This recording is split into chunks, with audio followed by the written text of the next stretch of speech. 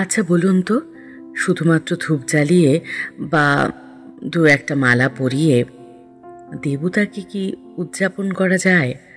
তাঁর স্পর্শ কি পাওয়া যায়? আমার তো মনে হয় না।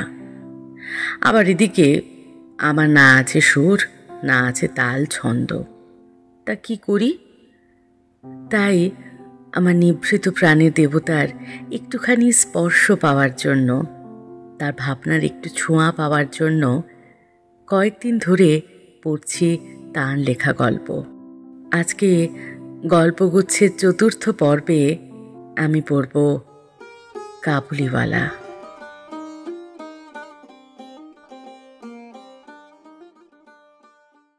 আমার 5 বছর বয়সের ছোট মেয়ে মিনি একদণ্ড কথা না কহিয়া থাকিতে পারে না। পৃথিবীতে জন্মগ্রহণ করিয়া ভাষা শিক্ষা করিতে সে কেবল 1 বৎসরকাল ব্যয় করিয়াছিল। তাহার পর হইতে যতক্ষণ সে জাগিয়া থাকে, এক মুহূর্ত মৌনভাবে নষ্ট করে না।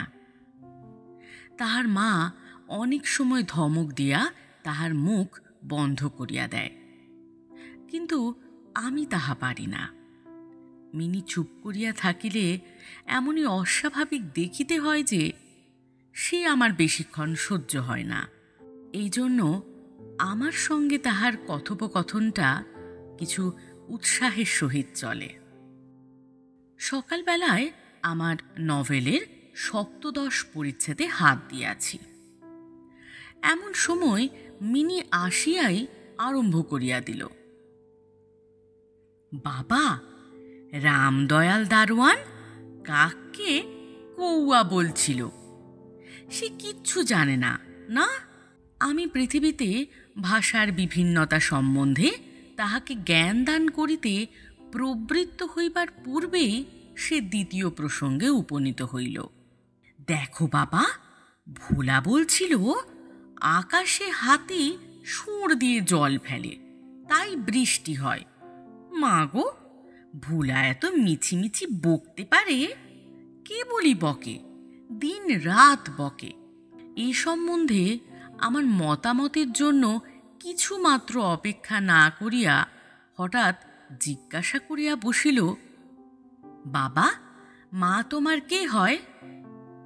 মনে মনে কহিলাম, শালিকা। মুখে কহিলাম, মিনি, তুই ভোলার সঙ্গে খেলা করগে যা, আমার এখন কাজ আছে। সে তখন আমার লিখিবার টেবিলের পার্শ্বে আমার পায়ের কাছে বসিয়া নিজের 2 হাঁটু এবং হাত লইয়া অতি দ্রুত উচ্চারণে আগডুম বাগডুম খেলিতে আরম্ভ করিয়া দিল। আমার ৭৫ পরিচ্ছেদে প্রতাপ সিংহ তখন কাঞ্চন মালাকে লইয়া অন্ধকার রাত্রে কারাগারের উচ্চ বাতায়ন হইতে নিম্নবর্তী নদীর জলে ঝাঁপ দিয়া পড়িতেছেন। আমার ঘর পথের ধারে। হঠাৎ মিনি আগডুম বাগডুম খেলা রাখিয়া জানালার ধারে ছুটিয়া গেল এবং চিৎকার করিয়া ডাকিতে লাগিল, কাবুলিওয়ালা, ও কাবুলিওয়ালা। ময়লা ঢিলা কাপড় পরা, পাগড়ি মাথায়, ঝুলি ঘাড়ে, হাতে গোটা 2-4 আঙুরের বাক্স। এক লম্বা কাবুলিওয়ালা মৃদু মন্দ গমনে পথ দিয়া যাইতেছিল। তাহাকে দেখিয়া আমার কন্যারত্নের কিরূপ ভাবোদয় হইল বলা শক্ত, তাহাকে ঊর্ধ্বশ্বাসে ডাকাডাকি আরম্ভ করিয়া দিল।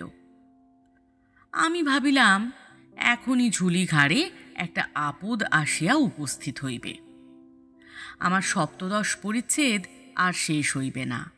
কিন্তু মিনির চিৎকারে যেমনি কাবুলিওয়ালা হাসিয়া মুখ ফিরাইল এবং আমাদের বাড়ির দিকে আসিতে লাগিল, অমনি সে ঊর্ধ্বশ্বাসে অন্তঃপুরে দৌড় দিল।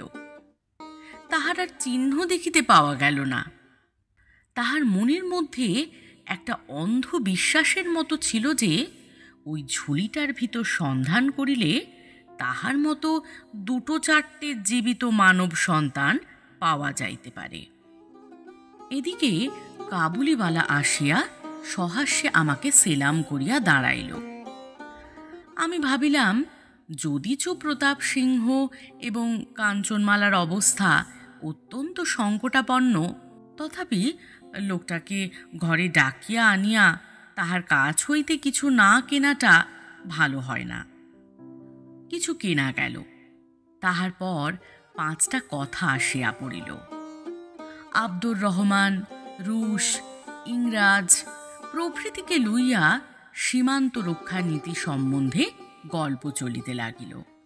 অবশেষে উঠিয়া যাইবার সময় সে জিজ্ঞাসা করিল, বাবু, তোমার লাড়কি কোথায় গেল? আমি মিনির অমূলক ভয় ভাঙাইয়া দিবার অভিপ্রায় তাহাকে অন্তঃপুর হইতে ডাকাইয়া আনিলাম। সে আমার গা ঘেঁষিয়া কাবুলির মুখ এবং ঝুলির দিকে সন্দিগ্ধ নেত্রক্ষেপ করিয়া দাঁড়াইয়া রহিল।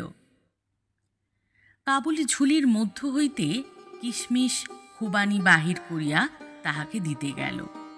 সে কিছুতেই লইল না।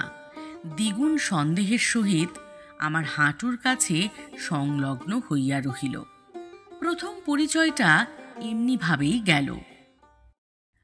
কিছুদিন পরে একদিন সকালবেলায় আবশ্যকবশত বাড়ি হইতে বাহির হইবার সময় দেখি আমার দুহিতাটি দ্বারের সম্মুখস্থ বেঞ্চির উপর বসিয়া অনর্গল কথা কহিয়া যাইতেছে এবং কাবুলিওয়ালা তাহার পদতলে বসিয়া সহাস্য মুখে শুনিতেছে এবং মধ্যে মধ্যে প্রসঙ্গক্রমে নিজের মতামত দোআঁশলা বাংলায় ব্যক্ত করিতেছে।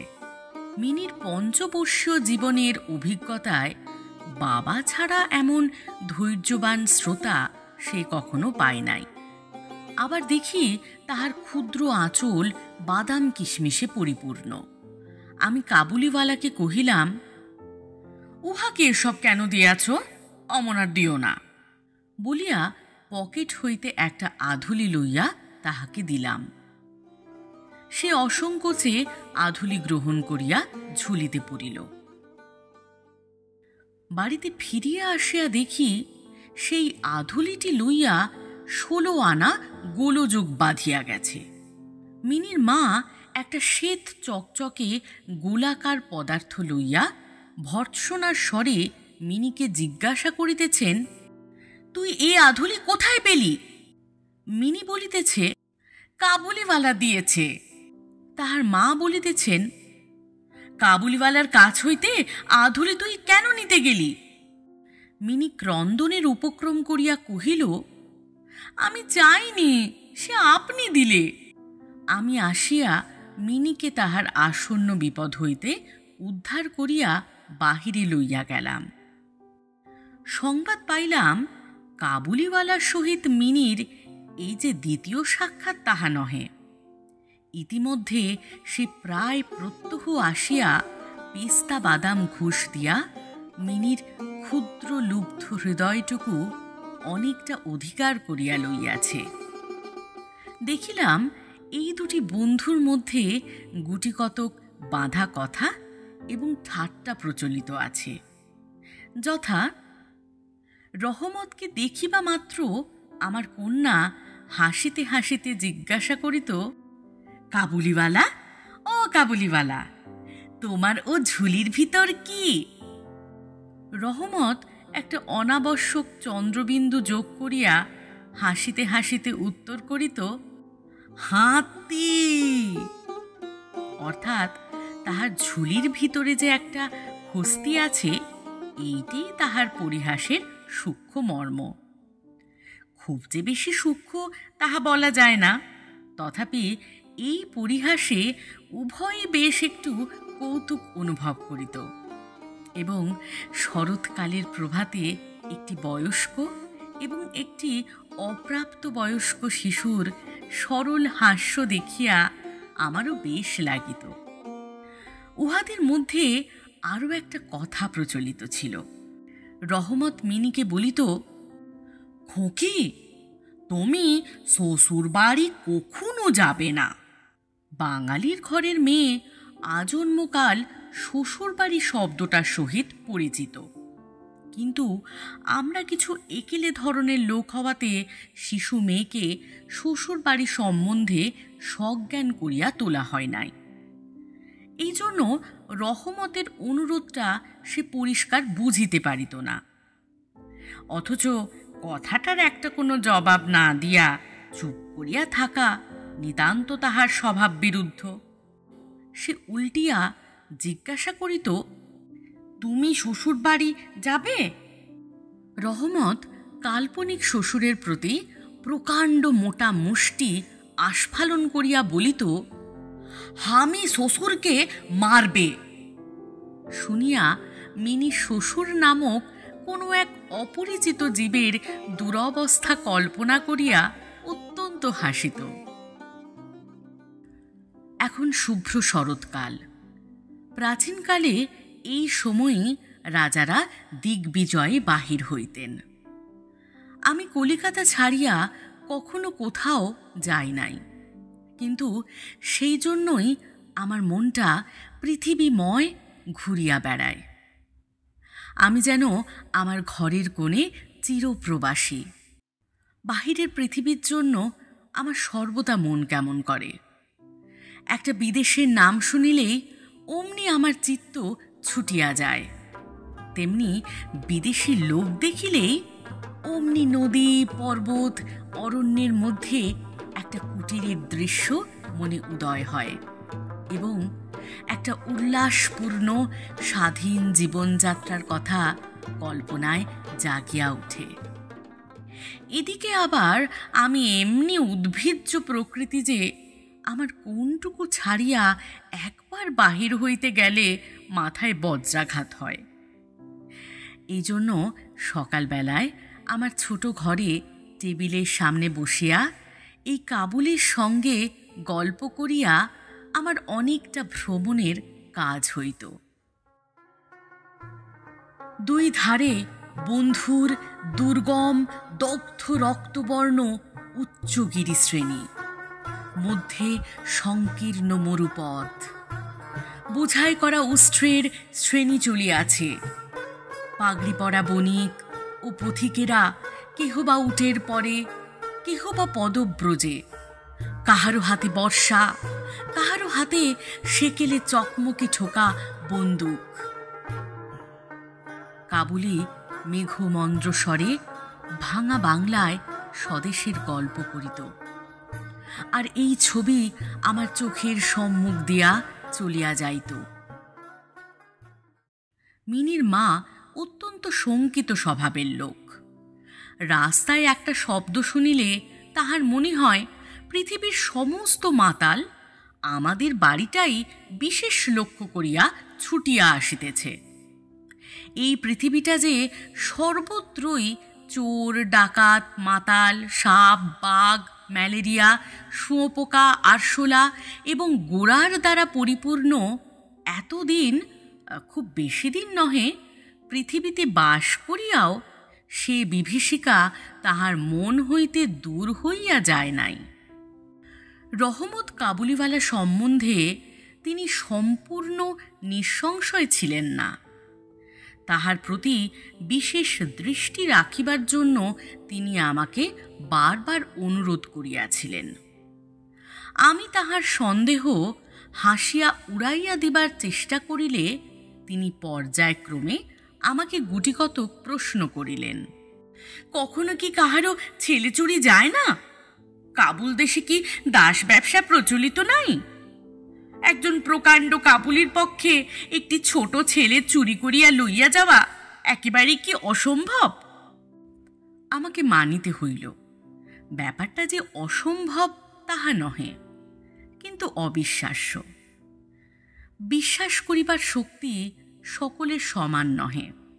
এই জন্য আমার স্ত্রীর মনে ভয় রহিয়া গেল, কিন্তু তাই বলিয়া বিনা দোষে রহমতকে আমাদের বাড়িতে আসিতে নিষেধ করিতে পারিলাম না। প্রতি বৎসর মাঘ মাসের মাঝামাঝি রহমত দেশে চলিয়া যায়। এই সময়টা সমস্ত পাওনার টাকা আদায় করিবার জন্য সে বড় ব্যস্ত থাকে।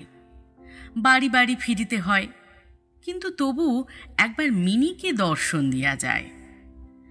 দেখিলে বাস্তবিক মনে হয় উভয়ের মধ্যে যেন একটা ষড়যন্ত্র চলিতেছে। সকালে যেদিন আসিতে পারে না, সেদিন দেখি সন্ধ্যার সময় আসিয়াছে।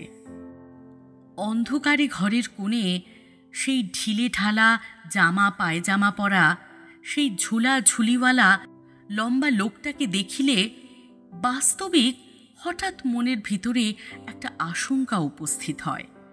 কিন্তু যখন দেখি মিনি কাবুলিওয়ালা, ও কাবুলিওয়ালা করিয়া হাসিতে হাসিতে ছুটিয়া আসে এবং দুই অসমবয়সী বন্ধুর মধ্যে পুরাতন সরল পরিহাস চলিতে থাকে, তখন সমস্ত হৃদয় প্রসন্ন হইয়া ওঠে।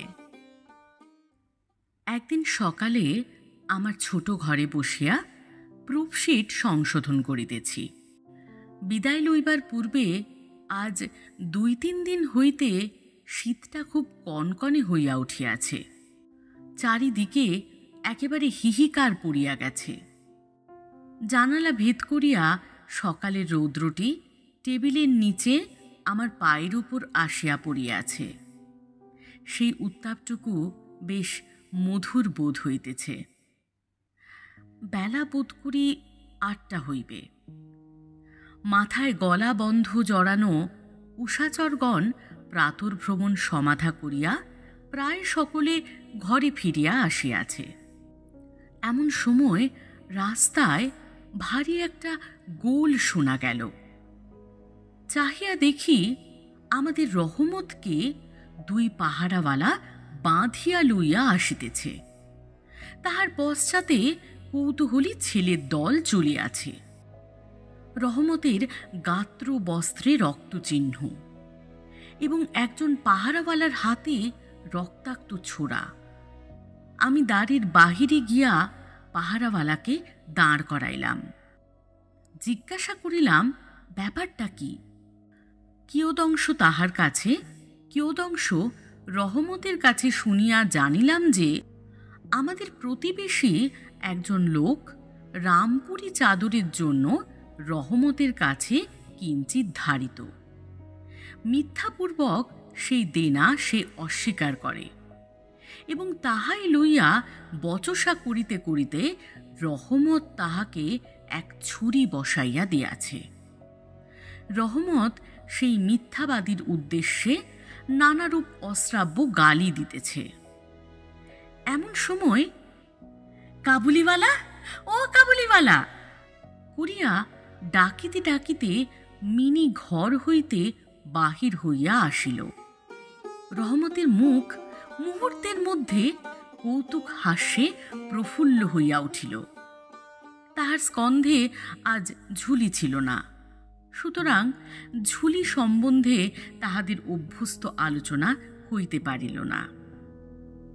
মিনি একেবারেই তাহাকে জিজ্ঞাসা করিল, তুমি শ্বশুর বাড়ি যাবে? রহমত হাসিয়া কহিল, সেখানেই যাচ্ছে। দেখিল উত্তরটা মিনির হাস্যজনক হইল না। তখন হাত দেখাইয়া বলিল, শ্বশুরাকে মারিতাম, কিন্তু কি করিব, হাত বাঁধা। সাংঘাতিক আঘাত করার অপরাধে কয়েক বৎসর রহমতের কারাদণ্ড হইল। তাহার কথা এক প্রকার ভুলিয়া গেলাম। আমরা যখন ঘরে বসিয়া চিরাভ্যস্ত মতো নিত্য কাজের মধ্যে দিনের পর দিন কাটাইতাম, তখন একজন স্বাধীন পর্বতচারী পুরুষ কারাপ্রাচীরের মধ্যে যে কেমন করিয়া বর্ষযাপন করিতেছে তাহা আমাদের মনেও উদয় হইত না। আর চঞ্চল হৃদয়া মিনির আচরণ যে অত্যন্ত লজ্জাজনক তাহা তাহার বাপকেও স্বীকার করিতে হয়। সে স্বচ্ছন্দে তাহার পুরাতন বন্ধুকে বিস্তৃত হইয়া প্রথমে নবী সহিসের সহিত সখ্য স্থাপন করিল। পরে ক্রমাগত যত তাহার বয়স বাড়িয়া উঠিতে লাগিল, ততই সখার পরিবর্তে একটি একটি করিয়া সখী জুটিতে লাগিল। এমনকি এখন তাহার বাবা লিখিবার ঘরেও তাহাকে আর দেখিতে পাওয়া যায় না। আমি তো তাহার সহিত এক প্রকার আড়ি করিয়াছি। কত বৎসর কাটিয়া গেল, আরেকটি শরৎকাল আসিয়াছে। আমার মিনির বিবাহের সম্বন্ধ স্থির হইয়াছে। পূজার ছুটির মধ্যে তাহার বিবাহ হইবে। কৈলাস বাহিনীর সঙ্গে সঙ্গে আমার ঘরের আনন্দময়ী পিতৃভবন অন্ধকার করিয়া পতিগৃহে যাত্রা করিবে। প্রভাতটি অতি সুন্দর হইয়া উদয় হইয়াছে। বর্ষার পরে এই শরতের নূতন ধৌত রৌদ্র যেন সোহাগায় গলানো নির্মল সোনার মতো রং ধরিয়াছে। এমনকি কলিকাতার গলির ভিতরকার ইষ্টক জর্জর অপরিচ্ছন্ন ঘেঁষাঘেঁষি বাড়িগুলোর উপরেও এই রৌদ্রের আভা এক অপরূপ লাবণ্য বিস্তার করিয়াছে। আমার ঘরে আজ রাত্রি শেষ হইতে না হইতে সানাই বাজিতেছে। সে বাঁশি যেন আমার বুকের পঞ্জরের হাড়ের মধ্য হইতে কাঁদিয়া কাঁদিয়া বাজিয়া উঠিতেছে। করুণ ভৈরবী রাগিণীতে আমার আসন্ন বিচ্ছেদ ব্যথাকে শরতের রৌদ্রের সহিত সমস্ত বিশ্ব জগৎময় ব্যাপ্ত করিয়া দিতেছে। আজ আমার মিনির বিবাহ। সকাল হইতে ভারী গোলমাল, লোকজনের আনাগোনা। উঠানে বাঁশ বাঁধিয়া পাল খাটানো হইতেছে। বাড়ির ঘরে ঘরে এবং বারান্দায় ঝাড় টাঙাইবার ঠুংঠাং শব্দ উঠিতেছে। হাঁকডাকের সীমা নাই। আমি আমার লিখিবার ঘরে বসিয়া হিসাব দেখিতেছি। এমন সময় রহমত আসিয়া সেলাম করিয়া দাঁড়াইল। আমি প্রথমে তাহাকে চিনিতে পারিলাম না।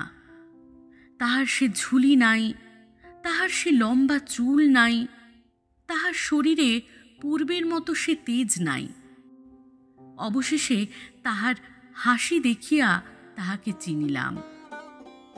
কহিলাম, কি রে রহমত, কবে আসিলি? সে কহিল, কাল সন্ধ্যাবেলা জেল হইতে খালাস পাইয়াছি। কথাটা শুনিয়া কেমন কানে খট করিয়া উঠিল। কোনো খুনিকে কখনো প্রত্যক্ষ দেখি নাই। ইহাকে দেখিয়া সমস্ত অন্তঃকরণ যেন সংকুচিত হইয়া গেল। আমার ইচ্ছা করিতে লাগিল, আজিকার এই শুভ দিনে এই লোকটা এখান হইতে গেলেই ভালো হয়।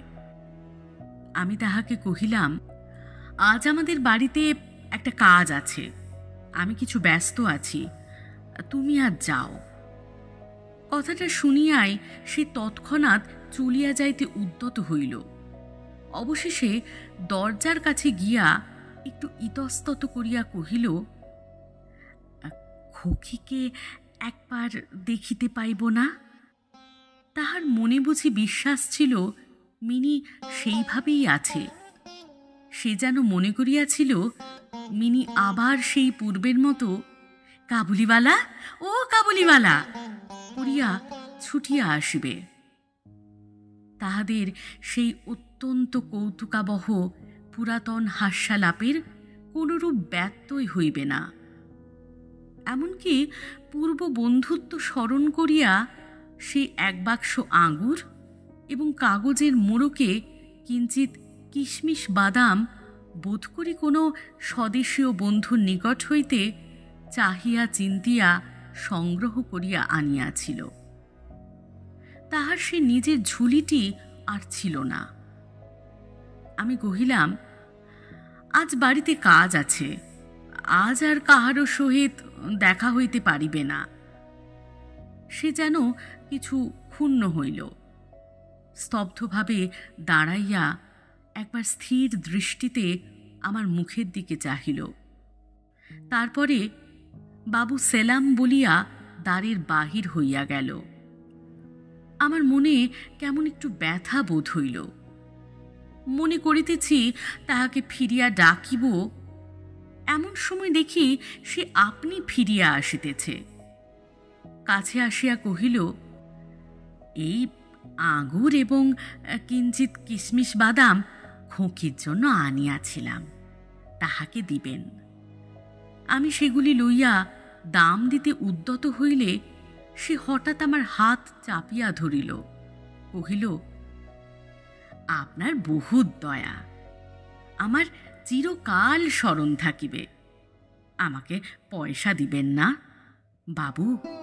তোমার যেমন একটি লড়কি আছে, তেমনি দেশে আমারও একটি লড়কি আছে। আমি তাহারই মুখখানি স্মরণ করিয়া তোমার খোঁকির জন্য কিছু কিছু মেওয়া হাতে লইয়া আসি। আমি তো সওদা করিতে আসি না। এই বলিয়া সে আপনার মস্ত ঢিলা জামাটার ভিতর হাত চালাইয়া দিয়া বুকের কাছে কোথা হইতে এক টুকরা ময়লা কাগজ বাহির করিল। বহু সযত্নে ভাঁজ খুলিয়া দুই হস্তে আমার টেবিলের উপর মেলিয়া ধরিল। দেখিলাম কাগজের উপরে একটি ছোট হাতের ছাপ, ফটোগ্রাফ নহে, তেলের ছবি নহে। হাতে খানিকটা ভূষা মাখাইয়া কাগজের উপরে তাহার চিহ্ন ধরিয়া লইয়াছে। কন্যার এই স্মরণ চিহ্নটুকু বুকের কাছে লইয়া রহমত প্রতি বৎসর কলিকাতার রাস্তায় মেওয়া বেচিতে আসে, যেন সেই সুকোমল ক্ষুদ্র শিশু হস্তটুকুর স্পর্শখানি তাহার বিরাট বিরোহী বক্ষের মধ্যে সুধা সঞ্চার করিয়া রাখে। দেখিয়া আমার চোখ ছলছল করিয়া আসিল। তখন সে যে একজন কাবুলি মেওয়াওয়ালা, আর আমি যে একজন বাঙালি সম্ভ্রান্ত বংশীয়, তাহা ভুলিয়া গেলাম। তখন বুঝিতে পারিলাম, সেও যে, আমিও সে। সেও পিতা, আমিও পিতা। তাহার পর্বত গৃহবাসিনী ক্ষুদ্র পার্বতীর সেই হস্তচিহ্ন আমারই মিনিকে স্মরণ করাইয়া দিল। আমি তৎক্ষণাৎ তাহাকে অন্তঃপুর হইতে ডাকাইয়া পাঠাইলাম। অন্তঃপুরে ইহাতে অনেক আপত্তি উঠিয়াছিল, কিন্তু আমি কিছুতে কর্ণপাত করিলাম না। রাঙা চেলি পরা, কপালে চন্দন আঁকা বধূ বেশিনী মিনি সলজ্জভাবে আমার কাছে আসিয়া দাঁড়াইল। তাহাকে দেখিয়া কাবুলিওয়ালা প্রথমটা থতমত খাইয়া গেল। তাহাদের পুরাতন আলাপ জমাইতে পারিল না। অবশেষে হাসিয়া কহিল, খোঁকি, তুমি শ্বশুর বাড়ি যাবিস। মিনি এখন শ্বশুর বাড়ির অর্থ বোঝে। এখন আর সে পূর্বের মতো উত্তর দিতে পারিল না। রহমতের প্রশ্ন শুনিয়া লজ্জায় আরক্ত হইয়া মুখ ফিরাইয়া দাঁড়াইল। কাবুলিওয়ালার সহিত মিনির যেদিন প্রথম সাক্ষাৎ হইয়াছিল, আমার সেই দিনের কথা মনে পড়িল। মনটা কেমন ব্যথিত হইয়া উঠিল। মিনি চলিয়া গেলে একটা গভীর দীর্ঘ নিঃশ্বাস ফেলিয়া রহমত মাটিতে বসিয়া পড়িল। সে হঠাৎ স্পষ্ট বুঝিতে পারিল, তাহার মেয়েটিও ইতিমধ্যে এইরূপ বড় হইয়াছে। তাহার সঙ্গেও আবার নূতন আলাপ করিতে হইবে। তাহাকে ঠিক পূর্বের মতো তেমনটি আর পাইবে না। এই 8 বৎসরে তাহার কি হইয়াছে তাই বা কে জানে। সকালবেলায় শরতের স্নিগ্ধ রৌদ্রকিরণের মধ্যে সানাই বাজিতে লাগিল। রহমত কলিকাতার এক গলির ভিতরে বসিয়া আফগানিস্তানের এক মরু পর্বতের দৃশ্য দেখিতে লাগিল। আমি একখানি নোট লইয়া তাহাকে দিলাম। বলিলাম, রহমত, তুমি দেশে তোমার মেয়ের কাছে ফিরিয়া যাও। তোমাদের মিলন সুখে আমার মিনির কল্যাণ হোক। এই টাকাটা দান করিয়া হিসাব হইতে উৎসব সমারোহের দুটো একটা অঙ্গ ছাঁটিয়া দিতে হইল। যেমন মনে করিয়াছিলাম তেমন করিয়া ইলেকট্রিক আলো জ্বালাইতে পারিলাম না, গড়ের বাদ্যও আসিল না। অন্তঃপুরে মেয়েরা অত্যন্ত অসন্তোষ প্রকাশ করিতে লাগিলেন, কিন্তু মঙ্গল আলোকে আমার শুভ উৎসব উজ্জ্বল হইয়া উঠিল।